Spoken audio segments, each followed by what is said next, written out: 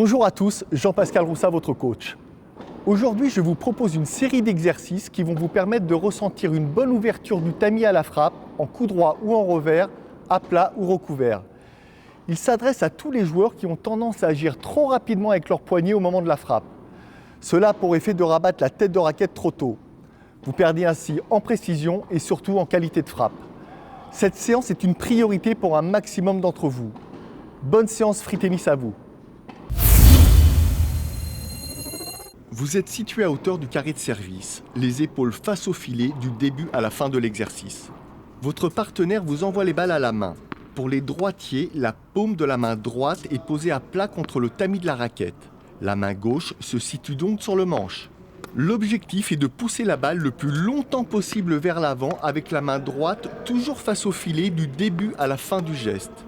Ne décollez pas la paume du tamis. Le tamis termine sa course face au filet. La main gauche se contente de soutenir le manche mais n'agit pas dans la poussée de la raquette. Observez sur cette image le tamis de Roger Federer qui fait face au filet au moment de l'impact. Même exercice côté revers. Votre partenaire vous envoie les balles à la main. L'exercice est identique pour le revers à une main ou à deux mains. Pour les droitiers, positionnez la paume de la main gauche contre le tamis et la main droite en prise revers. Traversez la balle longtemps et doucement vers l'avant sans chercher à frapper. En fin de geste, observez votre tamis qui fait face au filet. Il n'y a aucune préparation. Conservez un bras tendu du début à la fin du geste. Faites une vingtaine de répétitions minimum. Maintenant, regardez sur ces images la position du tamis de Tommy Haas à une main et de Rafael Nadal à deux mains. Le tamis est parallèle au filet au moment de la frappe.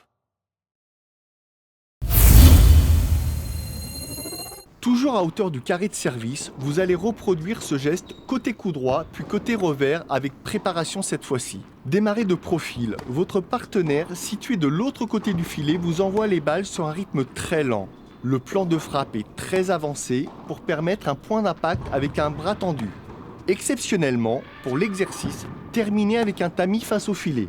Marquez un temps d'arrêt en fin de geste et observez la position du tamis pendant 2 secondes pour une meilleure prise de conscience. Cette position peut vous paraître inconfortable, mais elle est importante pour appréhender la bonne tenue au moment de la frappe.